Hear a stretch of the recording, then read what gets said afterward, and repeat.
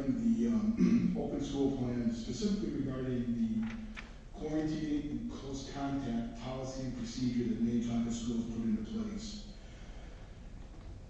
I've noticed that Minnetonka schools is one of the few that has a quarantine and close contact policy. There are school districts around Minnetonka that do not have a close contact and quarantine policy. So what I did was I went back and I looked at the Department of Education, Department of Health's recommendations for COVID prevention in schools, which is right here. And nowhere in here does it say that schools are mandated, required, must have a quarantine or close contact policy. You know, the only word we're using here is should or recommended. So it's a recommendation. I'd like to understand, because I don't understand why the district imposed a quarantine policy and then is utilizing or enforcing that policy and then actually forcing kids to go home and then do not have any way for them to continue their learning when they're home under quarantine. So right now, if a child is quarantined for no fault of their own for close contact, they have to sit at home and cannot learn online at all for 5 to 10 days. So why would the school board and why would the district self-inflict that injury on students that have no fault of their own for quarantining? There are other districts around us, like I said, that do not have a quarantine or close contact policy.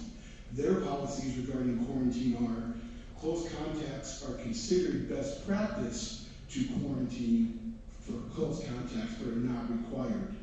Furthermore, other districts don't even have a close contact policy, period.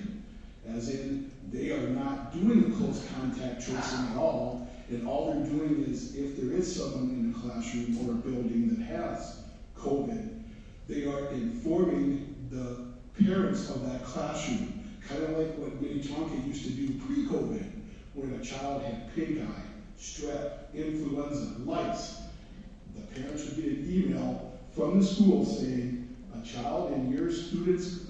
student in your child's class has one of these conditions. Please watch your child for symptoms and do what's appropriate. But no, we have this policy here that forcefully quarantines kids under no fault of their own, but then you have nothing to back them up when they are gone. So you make them absent, which means kids will get behind farther. Teachers aren't required to assist them. There are no e-learning opportunities where last year there was, but because there's no mandate, the school administration decided just to drop that and not even consider it. So I'd like you guys to rethink that, because that's a very important aspect where kids are very afraid of getting quarantined and missing out on days that they could be learning. Thank you.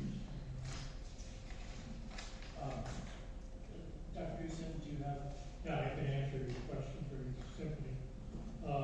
We recommended to the board that they have the quarantine so that we can manage the spread of COVID at school. So it's a very important aspect of making sure that the COVID doesn't get away from us.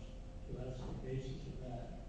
You're absolutely not correct on the e-learning that's available. That is available to students when they go home with the COVID protocol.